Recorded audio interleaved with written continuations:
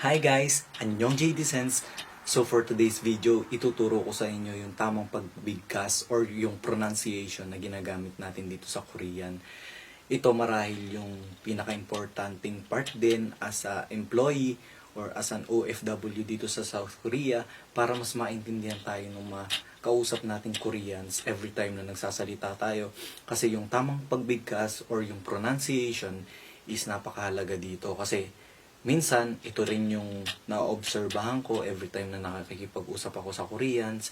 Minsan, may pagkakataon kasi na hindi ako naiintindihan pag nagsasalita ako, which is, ito yung kailangan nating i-practice para nang sa ganon is maintindihan tayo ng mga Koreans.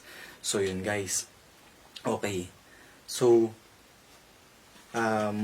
in this video, we called it JDK Talks or JD Korean Talks.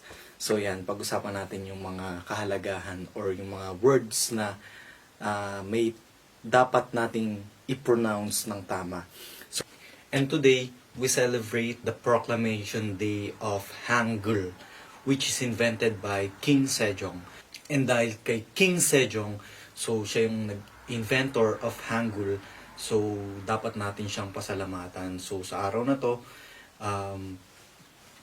maganda na pasalamatan natin siya dahil sa pangkasalukuyang panahon nagagamit natin yung kanyang inimbento, which is yung Hangul.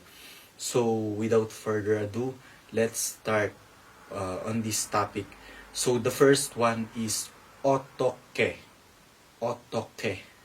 How? So it pronounced otoke. Otoke. Second one is Bosu Chongryu-chang. Bosu Chongryu-chang is the right pronunciation of it is Bosu Chongnyu-chang. Bosu Chongnyu-chang. Not Bosu Chongryu-chang. So kung beginners pa lang tayo, mapapansin natin or mababasa natin to as Bosu Chongryu-chang. So when you pronounce it, it pronounced Bosu Chongnyu-chang. So the real will be pronounced at Nyon. So it will be Bosu Chongnyu-chang. Okay? The third one is Jihacholyok. Jihacholyok. Jihacholyok. Okay, guys? So, gamitin naman natin to in sentence. Okay? Number one example. Coming from ka. 학교에 어떻게 가요? 학교에 어떻게 가요? The answer coming from na. 버스로 가요. 버스로 가요. Okay? Number two example, 보수 정류장. Coming from ka. 어디에 가요? 어디에 가요? Answer of na. 보수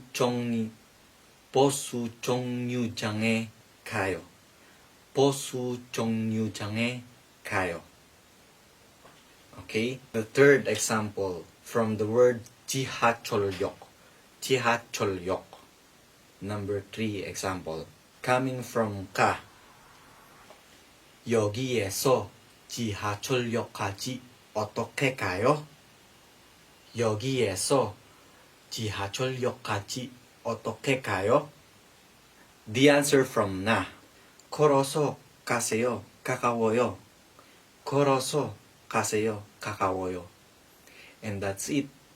And sana guys, in this video, may natutunan kayo. And sana, sikapin natin mag-aral palagi, lalo na yung mga right pronunciation para pag nagsasalita tayo, kausap mga Koreans, is hindi tayo mahirapan. So, sana may natutunan kayo in this video. And kung nagustuhan mo yung video na to, please give this video a heart. And follow my Facebook social media for more. Again, this is John Dave Celestial. Keep going to pursue your dreams. Annyeong! Peace!